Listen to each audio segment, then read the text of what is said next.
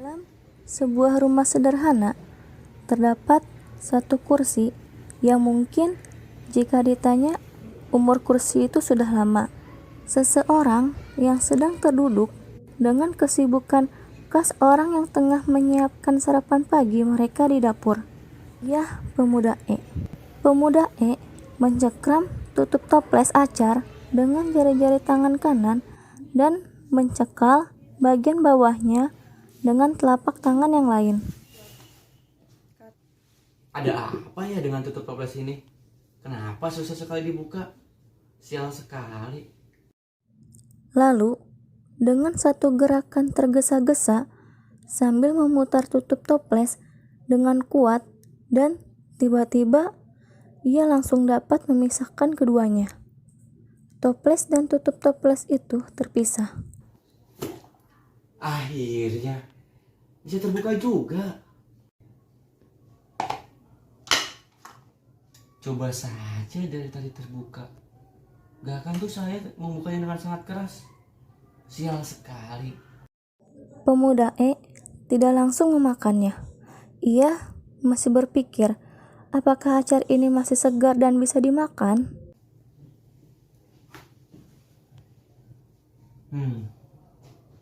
Kira-kira acar ini masih layak gak ya buat dimakan? Tapi jika dilihat-lihat, acar ini sedikit menguning. Tapi gak apa-apa sih. Lagi pula, saya kan bukan peneliti sebuah acar. Jangan pernah tertipu tentang ia memikirkan acar itu segar atau tidak.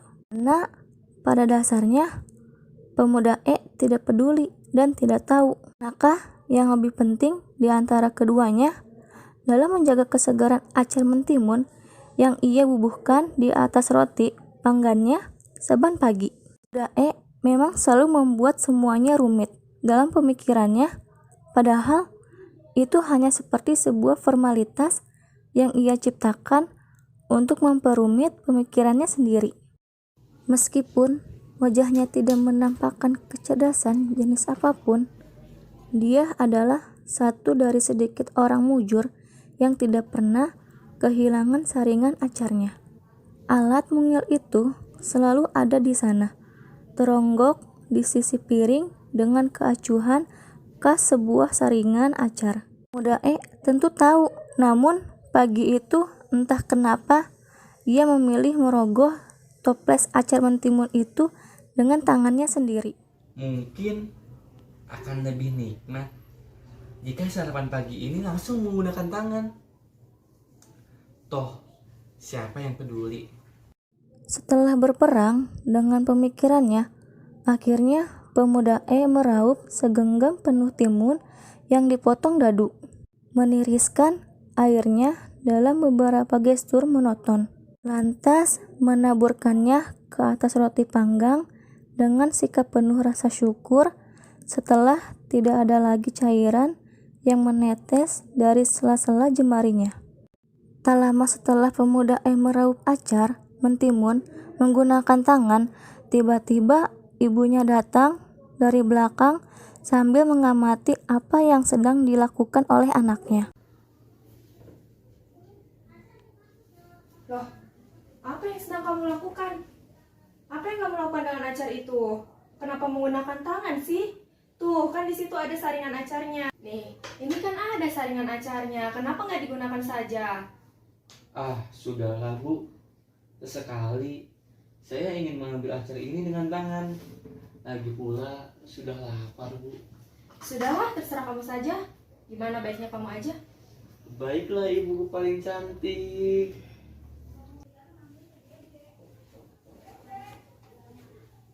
Sepintas memang terlihat bahwa pagi itu hanyalah pagi yang biasa bagi pemuda E. Sarapan pagi yang wajar dan baik-baik saja. Namun tidak demikian bagi kita. Ketika diperjelas dan dicermati, bagaikan seseorang yang tengah menggunakan kacamata pembesar, pasti akan terlihat bagaimana pemuda E selalu bergelut dengan pemikirannya sendiri. Seolah-olah kita termasuk kepada orang-orang yang terlalu mengenal dirinya, kebiasaan-kebiasaannya, serta berbagai motif yang selalu bergerak liar di bawah permukaan gerak-geriknya yang tidak menonjol. Kita tahu pemuda E sedang gelisah. Sama gelisahnya dengan seekor koro yang tergelincir ketika melakukan pendaratan darurat dan mendapati dirinya dalam posisi terbalik. Ia sedang marah dan bergelut dengan pemikirannya sendiri. Tapi apakah penyebab kegelisahan dan amarah pemuda E dan apa yang ia rencanakan di pagi itu?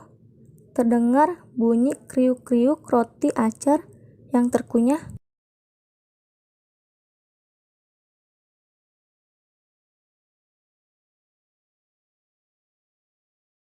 Untuk mengetahuinya secara utuh, baiklah, kita kembali ke peristiwa yang terjadi 2 hari silam, kemudian melompat balik dalam kecepatan seekor iblis ke beberapa jam setelah pemuda E menuntaskan sarapannya pagi ini. Pemuda E mencengkram sebuah bolpoin dan sesekali mencoreti margarin buku yang sedang dibacanya dengan komentar-komentar.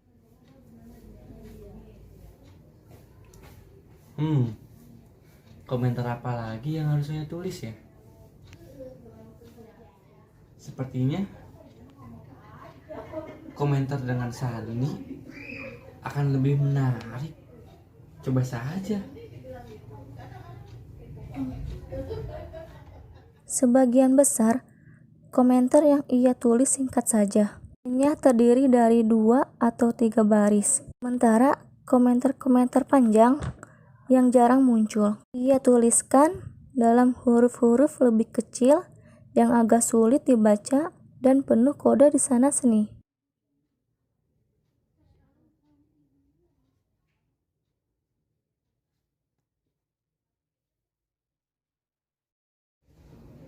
Lumayan juga novelnya.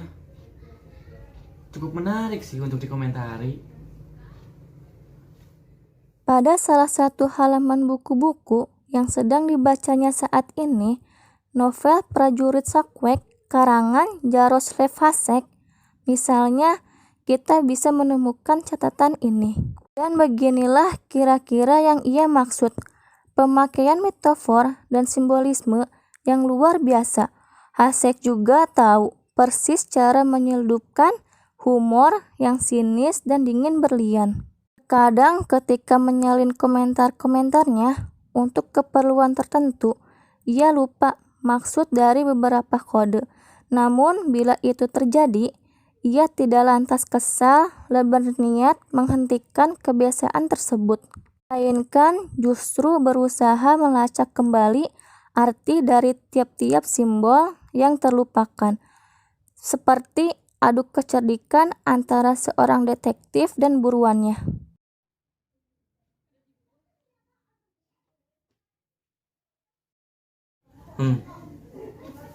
Apa arti dari tulisan ini ya? Kode yang saya buat.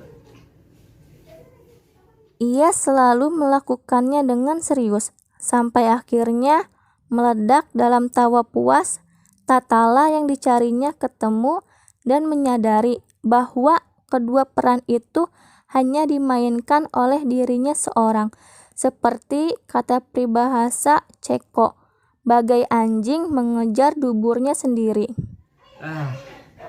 Akhirnya yang saya cari ketemu juga. Saat itulah pemuda E mendengar pintu rumahnya diketuk. Ia segera memutarkan loudspeaker di atas meja kerjanya ke arah yang berlawanan dengan jarum jam untuk mengecilkan volume musik yang menemaninya membaca.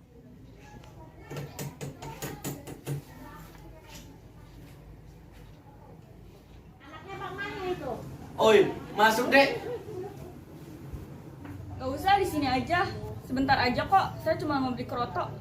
Tentu pemuda E mengerti orang yang dipanggilnya D itu sama sekali tidak bermaksud untuk membeli pakan burung darinya. Jangan ambil pusing, itu cuman kelucuan bahasa sehari-hari. Ini baru jam 9. Ngapain buru-buru? Kan pasar burung tutup siang. Ini hari Jumat bang, jam 10:30 bubar jalan. Ya ampun, Jumat. Pantas panas betul. Alah, tiap Jumat juga selalu ngomong gitu. Mereka kemudian masuk ke inti pembicaraan yang secara kebetulan kita lewatkan. Terdapat satu kantong plastik gemuk yang mengeluarkan bau amis. Kita tahu kantong itu berisi muntahan pemuda E waktu ia kena masuk angin 3 hari lalu. Pagi yang begitu cerah, tapi tidak bagi pemuda E saat itu. Terdapat tempat duduk yang ia sering duduki saat sedang bersantai. Tapi rupanya tidak untuk sekarang. Pemuda E keluar dari kamarnya.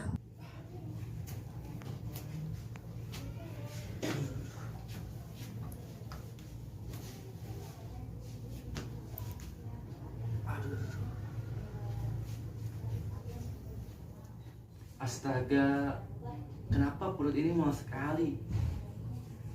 Sepertinya masuk angin. Apa ini karena kemarin pulang larut malam ya? Seandainya dia tidak menerima tawaran dari si Karta itu, gak akan mungkin kejadian seperti ini terjadi. Tanpa berpikir panjang, ia kemudian berjalan ke dapur untuk mencari kantong plastik. Setelah mendapatkannya, kemudian ia duduk kembali di kursi dan terlihat sedang memuntahkan sesuatu. Sang ibu yang terlihat kejadian tersebut langsung merasa kekhawatiran dengan kondisi anaknya. Kemudian datang menghampirinya dengan membawa minyak angin dan berniat untuk memijat leher belakang anaknya. Kamu kenapa? Sebentar ibu ambilkan minyak angin dulu ya. Ini ambil dulu. Kenapa kamu jadi begini sih? Pasti karena pulang terlalu malam ya? Iya sih, semalam saya pulang terlalu larut malam. Sebentar, saya buang ini dulu.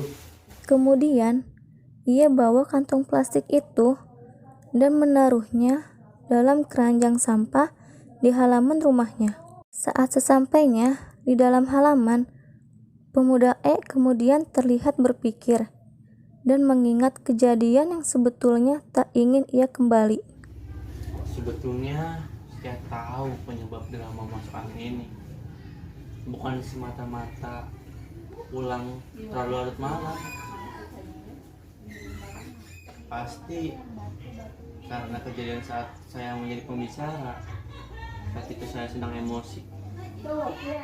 Kemudian pemuda E berlalu. Setelah meninggalkan begitu saja kantong plastik yang berisi muntahan. Ya sudah, kalau baiknya seperti itu, kau atur saja. Baiklah, abang serahkan saja semuanya kepada saya, biar saya yang atur. Saya pamit dulu ya bang. Assalamualaikum.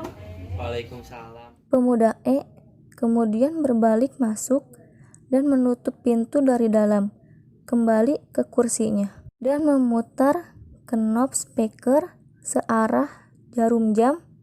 Maka terdengarlah bar pertama, My Favorite Things dari John Coltrane. Duh, sedap betul. Sebagaimana sudah dijanjikan, kita berada di rumah pemuda E. Sekian jam setelah ia menyelesaikan sarapan, tak mendengar bunyi air yang diguyurkan sedikit demi sedikit ke lubang jamban. Tentu itu pemuda E yang sedang berak. Begitulah kebiasaannya. Suatu tergeletak di meja kerja pemuda E. Mari kita perjelas dengan zoom in dan sedikit lead.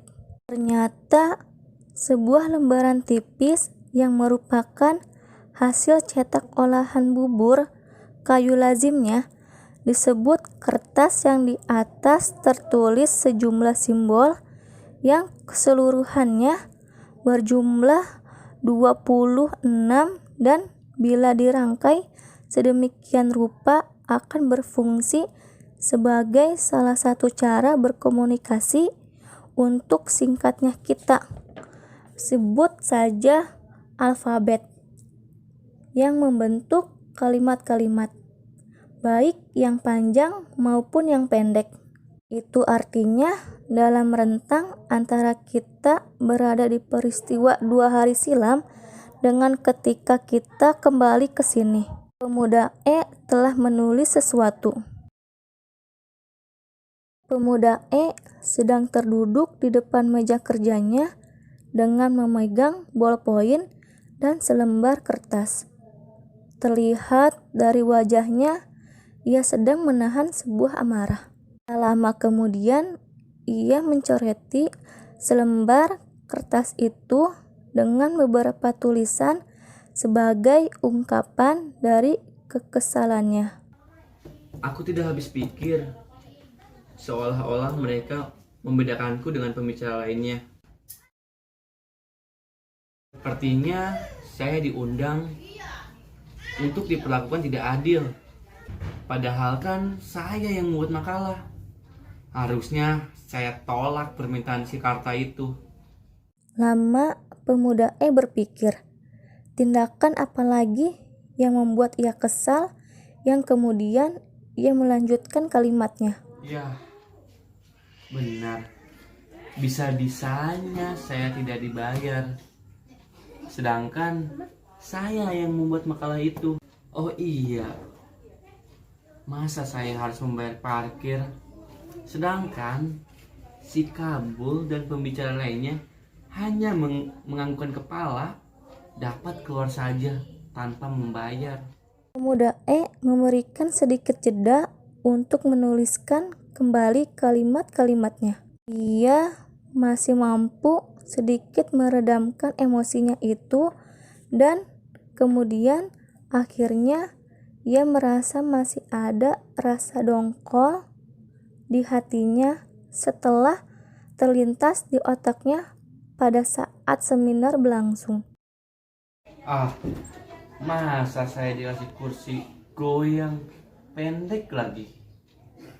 Kan saya harus menyeimbangkan badan agar tidak terjengkang, berbeda dengan yang lainnya. Tapi lihat si Kabul, ia mendapatkan kursi yang benar-benar empuk, seolah-olah dia menjadi bintangnya. Saya membayangkannya saja sudah ingin muntah. Ungkapan kekesalan itulah yang ia tulis pada nomor terakhir dari kalimat-kalimatnya, sekaligus menjadi puncak penutup dari kemurkaan seorang pemuda E, sehingga dapat dilihat tulisan tersebut cukup panjang untuk kelasnya, mungkin sekitar 600 kata atau lebih. Bila kita sarikan, kira-kira inilah pokok-pokoknya. Harusnya kemarin lusa saya tolak permintaan si Karta untuk jadi pembicara dalam seminar yang diadakan di kampusnya. Saya memang masih muda, masuk 22 tahun akhir bulan nanti. Tapi saya juga penulis seperti halnya si Kabul yang paruh baya itu. Dan kami sama-sama jadi pembicara. Tapi mengapa dia dapat honor sebanyak uang makan saya sebulan, sedangkan saya tidak dibayar sama sekali? Padahal saya bikin makalah, dia tidak. Apa maksudnya? Mereka kasih saya kenang-kenangan sebiji cangkir murah dan plakat kayu berlogo kampus. Bagus mereka tanamkan dalam-dalam semua rongsok itu di pantat mereka sendiri. Kenapa saya jadi pembicara? Harus bayar retribusi dan berurusan dengan tukang parkir keparat di halaman auditorium. Sementara dosen-dosen goblok peserta seminar itu cuma perlu menganggukkan kepala mereka dari balik jendela. Oto dan dibalas dengan bungkukan hikmat dari si tukang parkir. Semua pengkhianatan di atas sebetulnya bisa saya maafkan, dan saya tidak akan membuat catatan yang kurang pantas ini untuk meredakan amarah seandainya tidak ada poin berikut. Ketika seminar berlangsung, mereka memberi saya kursi yang kaki-kakinya kelewat pendek dan goyah sehingga saya harus mendongkak saat berbicara sambil terus-menerus menjaga keseimbangan agar tidak jatuh terjengkang. Sedangkan si Kabul mendapat kursi yang bantalnya empuk, tingginya cukup dan kaki-kakinya mantap. Itulah yang sesungguhnya membuat saya muntah. Kemudian pemuda E berdiri dan sedikit menjauh dari kursinya karena ia ingin meregangkan semua anggota tubuhnya setelah dirasa tak ada lagi beban dalam hati dan pikirannya. Seolah-olah ia sedang mengikuti senam pagi yang selalu diikuti ibunya itu. Lega sekali ya. Rasanya sudah menuangkan semua kekesalan pada selembar kertas ini yang membuat saya dongkol selama beberapa hari.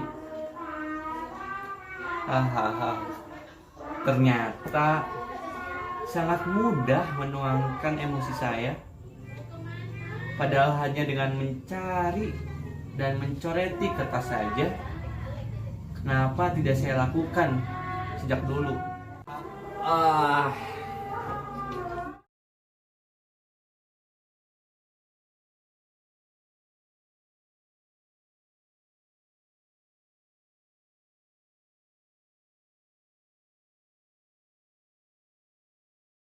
Pada akhirnya, pemuda E merasa tenang dan lega karena semua kemurkaan yang ia pendam sudah terluapkan, sekaligus menjadi akhir kisah dari kemurkaan seorang pemuda E. Bagi Anda yang merasa sangsi, ragu-ragu, sewaktu pemuda E mendaku dirinya penulis, silakan periksa sejilid kertas yang ada di keranjang sampah dekat meja. Itu pasti makalah yang ia tulis untuk seminar yang lalu. Atau yang lebih baik, lihatlah layar komputernya di atas meja. Ada sebuah tulisan yang belum ditutup. Sebuah cerita pendek, barangkali. Tapi hemat saya sih, itu bukanlah cerita yang menarik. Kalimat pertamanya saja berbunyi begini: pemuda E mencengkram tutup toples acar dengan jari-jari tangan kanan dan mencekal bagian bawahnya dengan telapak tangan yang lainnya.